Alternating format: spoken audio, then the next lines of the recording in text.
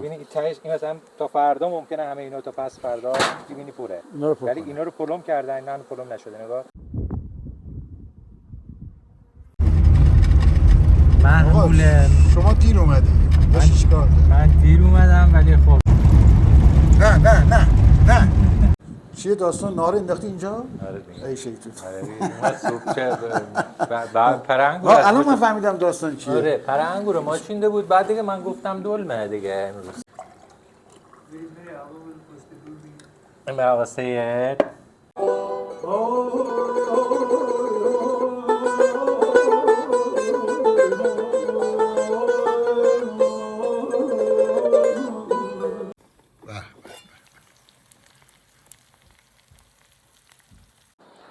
بقیه اصلو وقتی که پلومشو کندیم روی گریز از مرکز باعث میشه که خب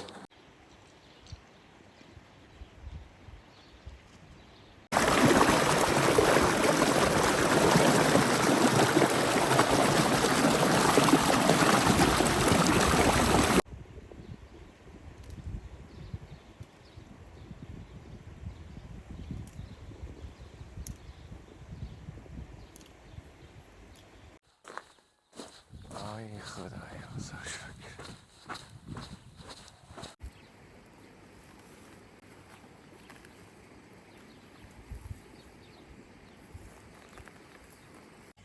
چیکار میکنیم؟ نیمروی کاملا ارگانیک. آره.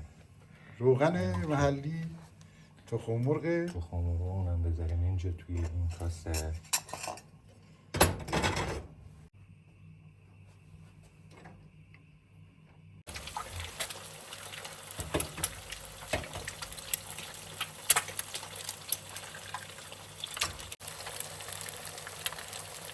گشنیز و زیره بیشتر زیره میکنیم ما گشنیزش دیگه مگه اینکه سالوده باشه.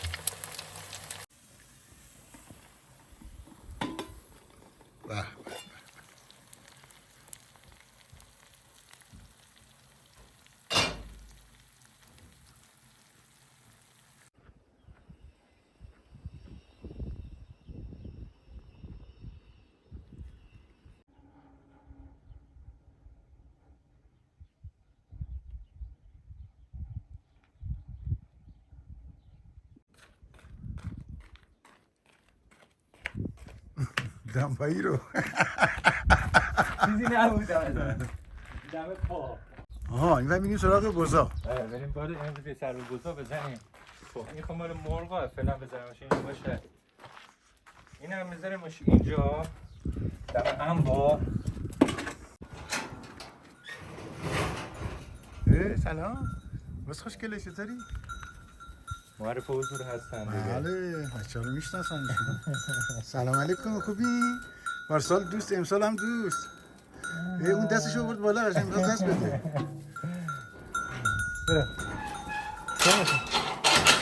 بریم بالا. بیاد بالا. اینا چرا قرنطینی شدن؟ نه این دو تا چون میخواد شیرشون رو بدوشه اینا شیر میدن این دو شیر جلوش باید بجوشه. با چیکار کنیم؟ یکی لیمونش خب میزنیم با اجازهتون. بعد بقیه‌اش هم میخوام ماست کنم. مایه ماست هم ندارم. ببینیم چجوری سرمه نگاه کن بیا بالا ببین اگر حواست نباشه بهش ببین. آره میاد تا آره لبشید. یعنی یک لحظه میره پایین. خب مایه رو چیکار کنیم؟ مایه ماست حالا میریم خونه خواهرم میسونه خونه اکرم.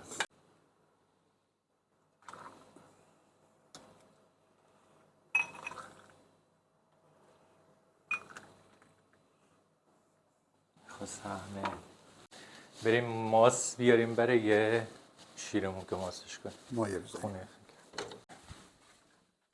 خب الان ساعت چنده البته؟ ساعت 12:30 ظل آفتاب ولی هوا خوبه. خوبه. باد داره میاد داره بفرمایید. خب بریم. ما یزدیه یکی مسئله داریم کسی که میاد حالا خونه به هم ریخته میگن چش هم گذاری. کندوه خالی. این هم خونه یه احمد اواخر. اکرم یالا بفرما سری جان بفرما یالا سلام. بفرمایید. احوال شما خوب است نگران خانم؟ حال شما خوبه؟ سلامتین ان شاء الله با زحمت‌های ما. بفرما این ور به به چقدر با صفا. بفرمایید. آقا واقعا تو این دل کبیر و تو این صحرا اینجا این سرسبزی‌ها واقعا سلام. خوبی؟ حال شما خوبه؟ سلامت ان شاء الله با زحمت‌های ما. سلامتین. سلام احمد آقا خوبی؟ به احمد آقا خوبی؟ یالا احمد یکی دیگه موتور کولر برات آوردم با زحمت بکشی روغنش بزنی من دستم بشورم و بریم اینم موتور کولر رو اینم دست در نکنه. خب ما گمون کنم نار نخوردیم. نه برنامه بود. برنامه بود در نهار ها. آره این نهارش خورده آقا.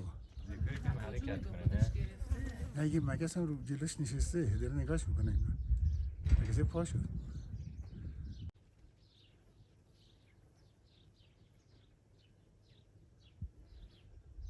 بابا یه کاری بکن دیگه بگی دیگه. کلی مگس تو راحته.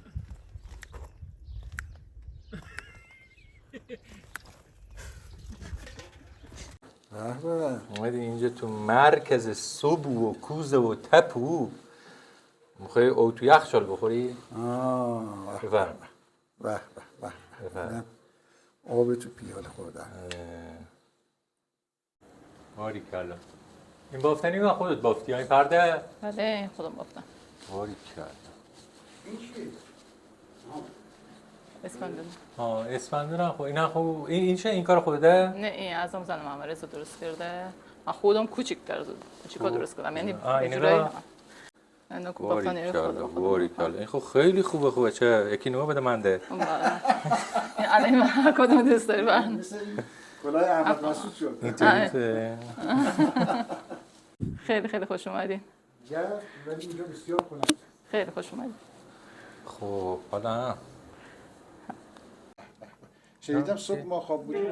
بله اومدم برای قسمت شما بود یعنی دست شما دست شما زندهش. بسیار به دلمه‌های سری زدیم. چیه داستان نهار انداختی اینجا؟ آره دیگه. ای شیطون. آره دیگه. صبح چه پرنگور. الان من فهمیدم داستان چیه. آره پرنگور ما چینده بود بعد دیگه من گفتم دلمه دیگه امروز. دیگه به بهونه ماست خودمون انداختیم اینجا کلا اینطوریه داستان ما. بسیار انشالله برکت باشه. آره این هنر آقا مسعود ببین یادت کردم مخصوصا اکرم خانم یاد. اینم هنر اکرم خانومه که ببین تو کدو یعنی قشنگ یه خونه درست کرده.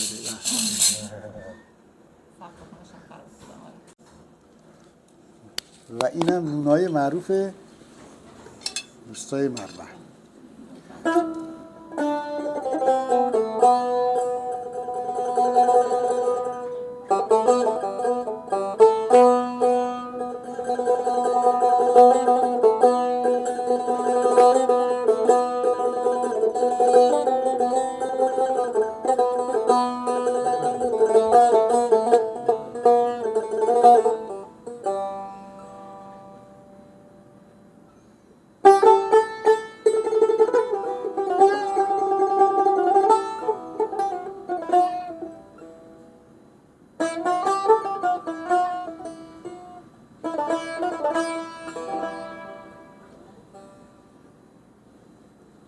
آفرین عالی بود.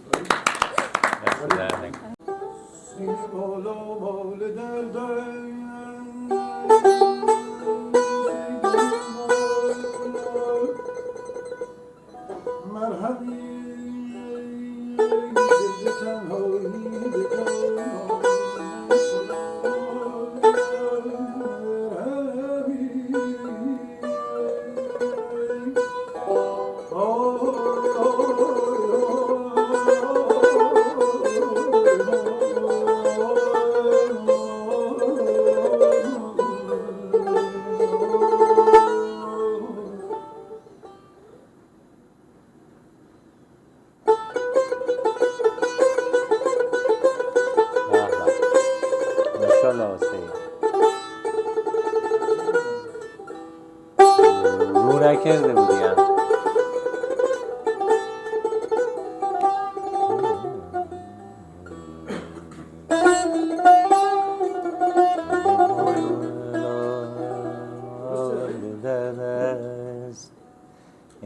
دریغا همدمی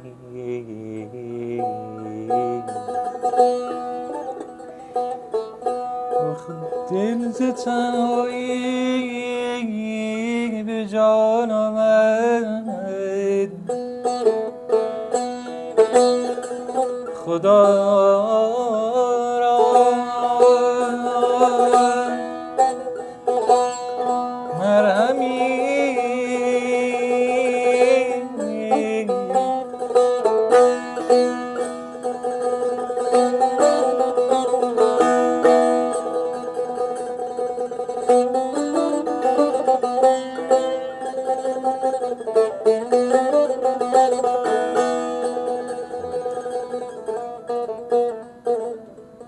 تو دیگه درستش کن دایی. خب من بخونم تو بس راست درستش کن.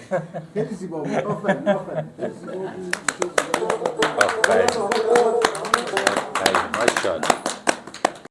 یکی آب غوره بگیریم و آب غوره بگیریم شربت درست. شربت آب غوره بخوریم و بریم بخوابیم. میشه بخوری بعد شربت؟ بله. قبول میشه یعنی خواب قبوله بعدش؟ خدا قبول نکنه انشالله. خداش. ببینید این غوره چیدیم، بعد دون کردیم و شستیم. بله. بعد مریزیم تو ظرف. پس ما متوجه شدیم غوره اینجا زودتر از جای دیگه میرسه. درسته؟ آره دیگه اولش الان. آره اولش. بسته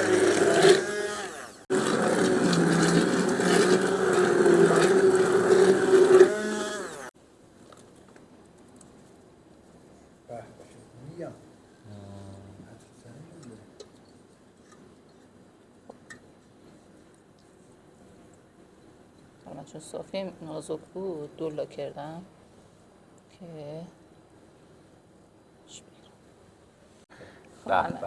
رنگش قشنگه. بعد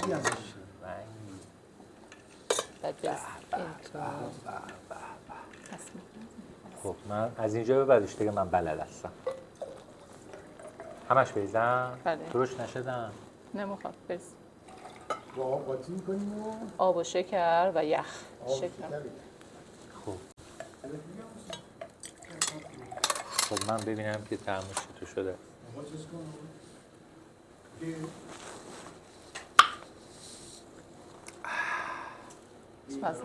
درشه؟ رنگ ره ببین. احمد داری؟ احمد آقا بالاخره حالا هنرشون ببینیم. نوازندگی احمد آقا. احتمالاً داره من بخونم.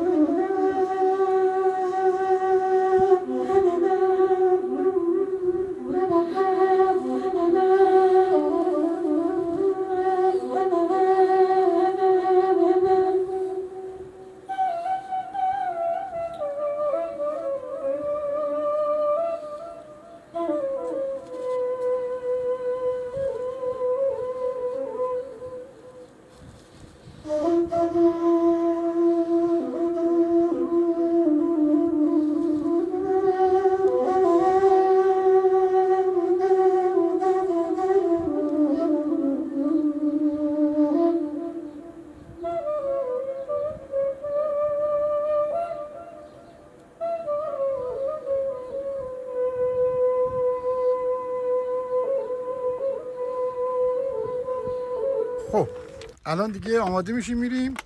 بریم. میرید شما بریم پیش داداش. خب پشت این کوهه. خب از جادهش از این علی محمد. خب بابا اون جاده چه چیز میری؟ جاده خودت هنی لیبادیم.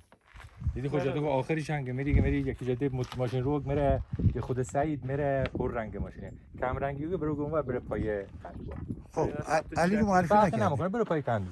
علی معرفی نکرد. علی محمد تو سلام. به به خوش تیپ. با این توییتا میریم دیگه آقا. به این ماشینی که تا بلوچستان. شما برید من با موتور کوه داشت میرم. تو بعداً بریم. با موتور کوه. خب باش بریم. خب داریم میریم سمت کندوهای محمد رضا به اتفاق علی محمد برای اولین بار تو مستند ما میگیریم پسر آقا ابوالفضل و میریم ببینیم چه خبره. حالا تو این گرما و تو این آفتاب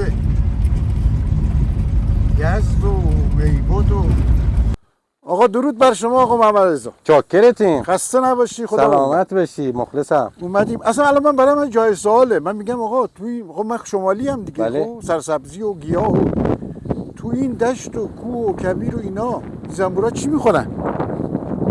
زنبور تو 9 روز که چند تا گیاه هست، ولی برای عسل آوردنش که عسل میاره این گل. بیا بیاریم ببینیم گل. اینی که همین میگین که کلپوره. آره کلپوره. این کلپوره، این کلپوره است. اینا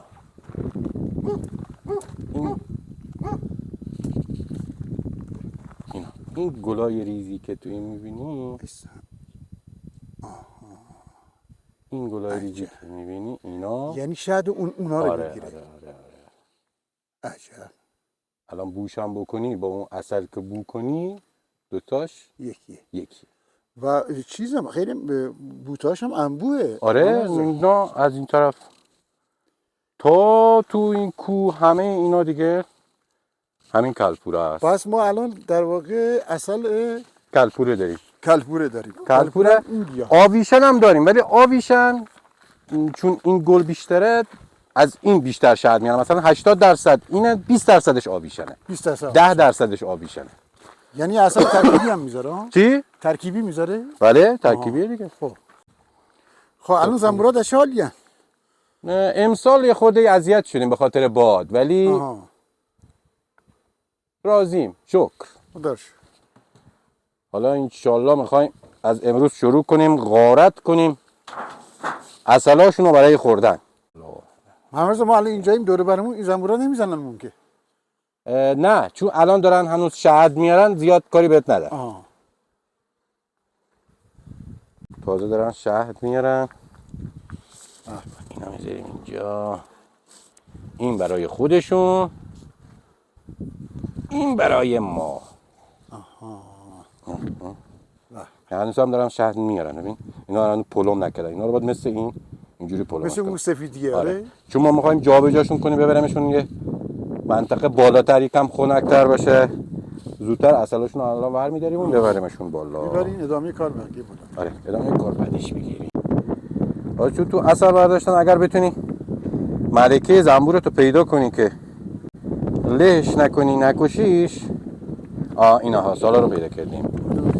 اینا این بهش میگم ملکه. هر کندوی یه دونه داره. کدوم؟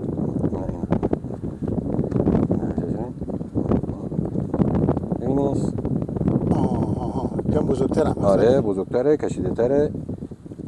الان ملکه داره چیکار میکنه؟ این ملکه تخریزی داره میکنه دیگه. تخریزی داره میکنه. هی تمام جا سر میزنه. این تمام اینا سر میزنه و تخریزی میکنه. اینو که ما الان پیداش کردیم دیگه خیالمون راحته. اینو میذاریمش سمت این طرف کندو. این الان این کندو یه ملکه داره دیگه درسته؟ هر کندوی یه ملکه. یعنی به همه خونه هم سر به همه خونه ها سر میزنه، به همه کارگرا. جالبم اینه که خودش هیچی نمیخوره، زنبورا بهش چیزی میدن. یعنی خودش غذایی نمیخوره؟ نه. براش غذا میارن. و غذا میارن آماده میکنن توسط خودتون بهش. ملکه هست دیگه. بله. ملکه زیبای شرقی. زنبور از اینجا بلند میشه میره، وقتی هم میاد میشینه اینجا. شما این کندو رو اگر گذاشتی اینجا نمیاد تو این دریچه اینجا بشینه، او میشینه تو این نقطه جی پی اس. دقیقاً جی پی اس میزنه. همین جی پی اس. نه من میگم که الان این سوراخ ورودیش چیزی نیست که مثلا موجود دیگه مثل ماری چیزی بره داخل. نمیذارن بره داخل. نگهبان داره، مسئول رسیدگی داره. از این طرف بیای نگاه کنی زنبور دم درش میای. جالب. اینا ببین چند تا زنبور تو دم در لونه است. اگر بیان اینجا، اینایی که اینجا دارن رژه میرن میگیرنش.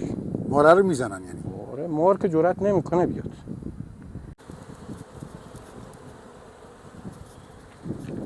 خب این قابن شکست صدا میبریم و شو دیگه حذفش میکنیم که دیگه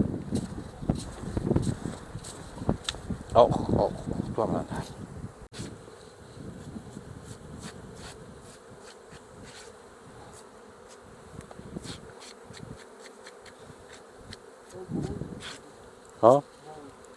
رفت کجا؟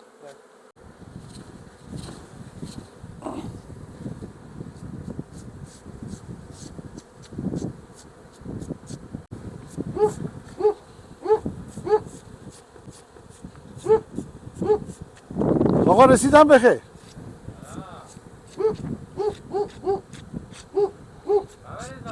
آره نه کاری ندارم بیا نگزنم بیا بچه من بلد نیستم.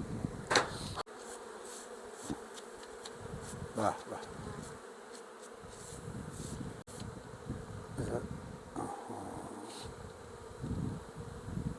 زنبورای قوی کدوم پر هستن تو این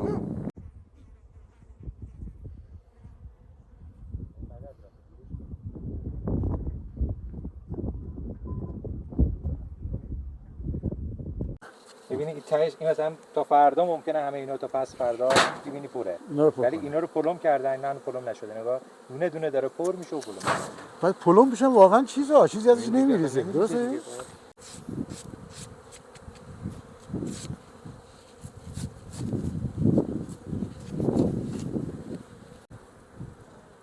چه خنار تو اینه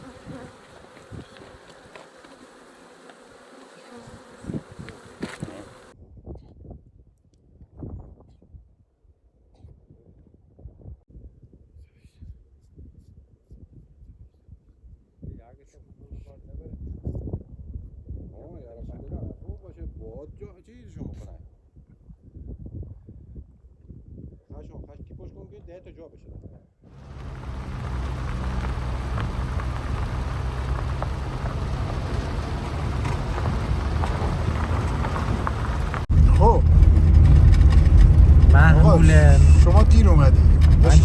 من دیر اومدم ولی خب دیگه خودت دیدی دیگه کاری که تا من نمی اومدم نمیشد. کار تموم شد. بعد محموله تو ماشین جلو یه الان من با من اسکورت دارم. آها ما اسکورتیم راست میگی. بله. الان میریم در خونه اصلا رو خالی کردن. محموله. بذار اسمش محموله باشه. محموله الان نمیدونم ما اینجوری محموله چه خبره ما اینجوری بیابون. اینم ماشین محموله. نه. خب اینم از محموله رسید و اصلی اومد. خودت اصلی هستی. خب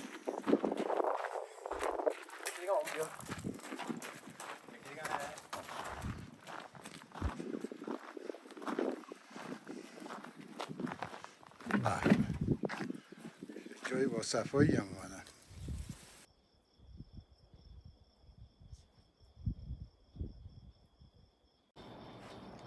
اصلا حواسم نیست.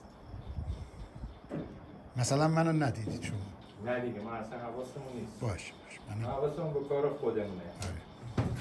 هیچ چی رو ندیدیم.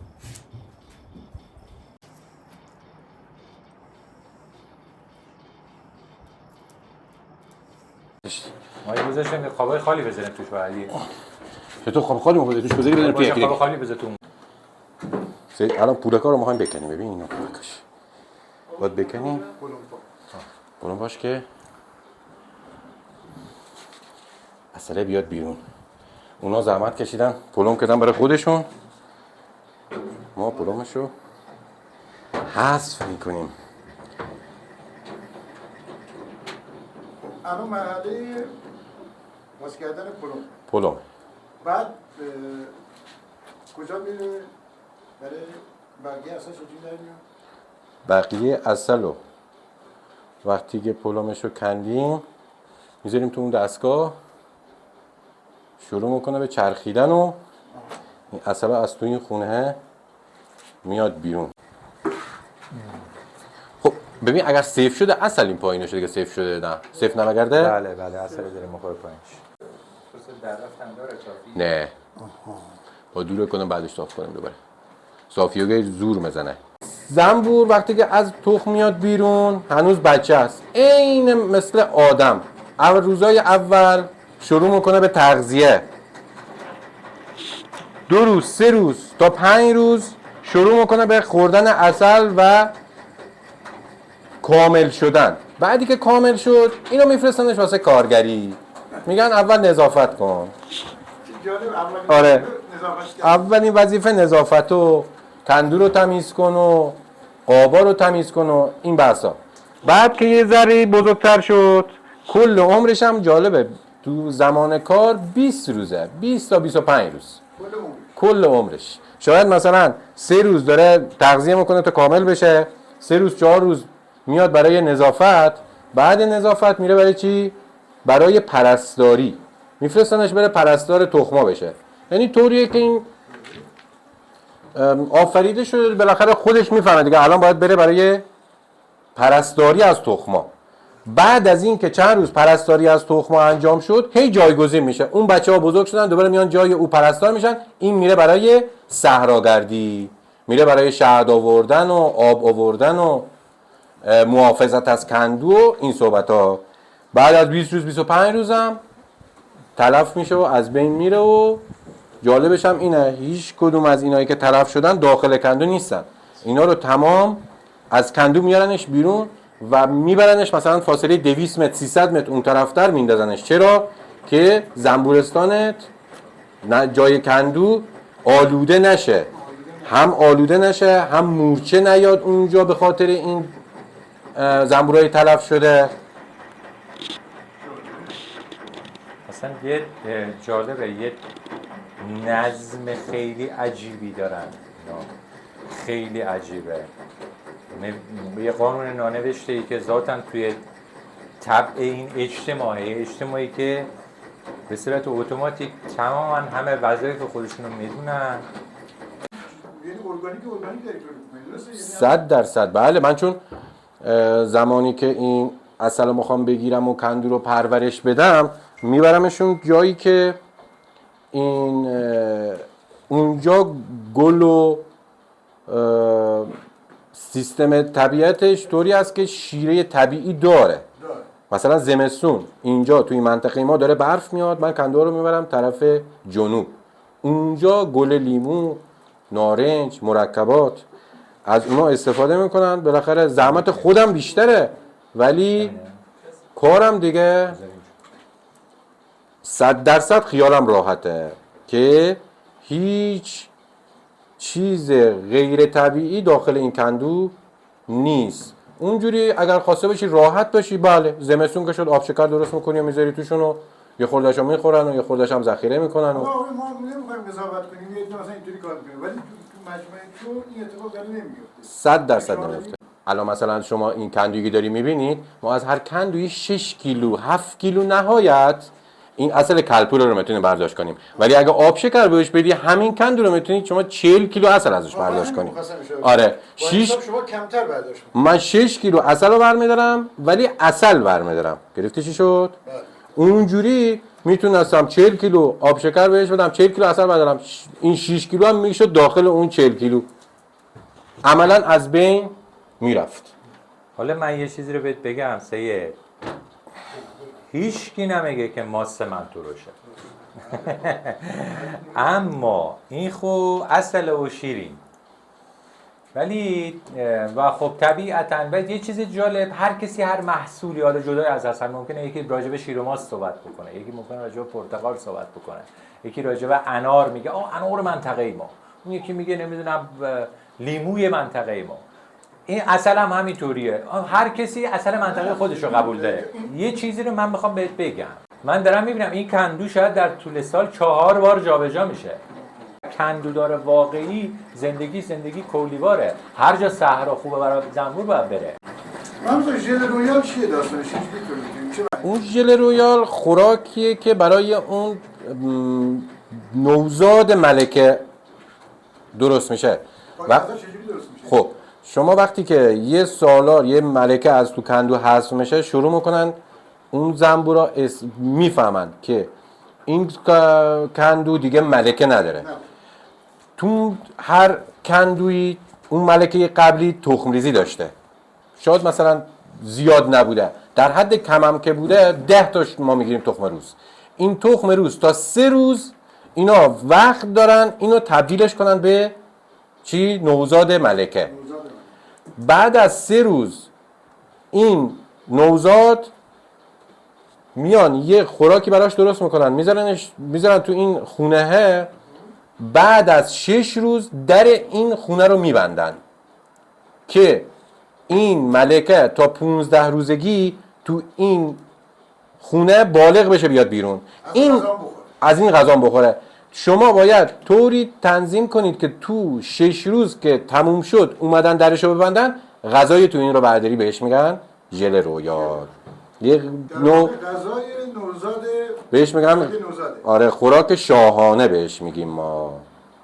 معمولا کمتر، خیلی کم تولید میشه نسبت به بله نسبت به اصلا اون گرمیه. شاید مثلا یک کندو بعضیا هستن شغلشون همینه، میان خونه های ملکه مصنوعی درست میکنن، زنبور احساس میکنه این خونه ملکه است، میان ژل رویال میکنن توشو برمیدارن. اگر به صورت طبیعیش خواسته باشی برداری، هر کندویی شاید مثلا در سال 4 تا خونه چیز داشته باشه، شاید در حد 2 گرم ژل رویال بتونی ازش بگیری. بله کار رکبی هم میزنن. آره اون همین قابا که میبینی، این قابا رو میان توش خونه بندی میکنن، بهش میگن پستونک. اون پستونک ها رو روش نصب میکنن، با حالت خونه ملکه در میاد. اینو زنبور میاد چیکار میکنه؟ احساس میکنه خونه ملکه است، همه اینا رو ژل رویال میکنه توش. زنبور عسل، آیا این دستشویی کردنش همون عسله یا نه دستشویی کردنش فرق میکنه؟ نه حالا برام جای سواله دیگه. نه زنبور دستشویی کردنش که فرق نداره. دستشوییشو از کندو میاد بیرون، به هیچ وجه داخل کندو نیست. حتی زمستون که سرده میاد بیرون، حداقل از کندو 10 متر فاصله میگیره، دستشوییشو میکنه دوباره برمیگرده تو کندو. یعنی چه این پروسه اون شهد نه شهدش که جدا، شهد 2 تا معده داره زنبور. آها. یه دونه داره برای ذخیره سازی شیره، بعد اون شهدی میره از گل میگیره میکنه تو اون ذخیره میکنه، میاد داخل کندو خالی میکنه. یه پروسه‌ای رو روش انجام میده، اگر گرسنه شد از تو کندو برمی‌داره میخوره. اون نیست که بره بیرون بخوره. پس اون غذایی که خود زنبور میخوره میره تو معده دوم. آره تخلیه بشه، یعنی آره اونی که میاره اینجا خالی میکنه، اون تو معده‌ایه که از تو خرطومش میکشه بیرون، از تو گل میکشه بیرون، ذخیره میکنه اونجا و میاد اینجا خالیش میکنه. این الان داره تخلیه میشه. این گرد رو باز کردیم که خالی بشه، خالی این چیز چرخه تو آزاد بشه. ولی که این الان که میاد بیرون با همون پولکا و اونا با هم دست صاف کنیم. بس صاف میشه. یعنی بعد این محلی صاف کردن داره. بعد یه تو نمیاد. اونا دیگه مصرف خودشونه فکر کنم. نه خالی شده. اصلا از رو وزنش میشه فهمید. الان اون دستت بگیری خیلی سبکه. خالی شده. اگه چیزی هم داخلش بمونه دیگه خود زنبور همونجا تمیزش میکنه و مرتبش میکنه، دوباره خونه رو ترمیم میکنه، دوباره از نو عسل میکنه. خب ما مثلا آقایون هم فکر کنم که یعنی اومدن میگن که آقا میگن سر زمین در محصول اصلی ارگانیک بگی دقیقاً اومدن سر زمین اثر سر زمین بگیرن دارن. جناب آقای حسین آقا، جناب آقای حسین سلام بعد ممنون. خسته نباشی آقای پریشان. سلامت باشی انشالله.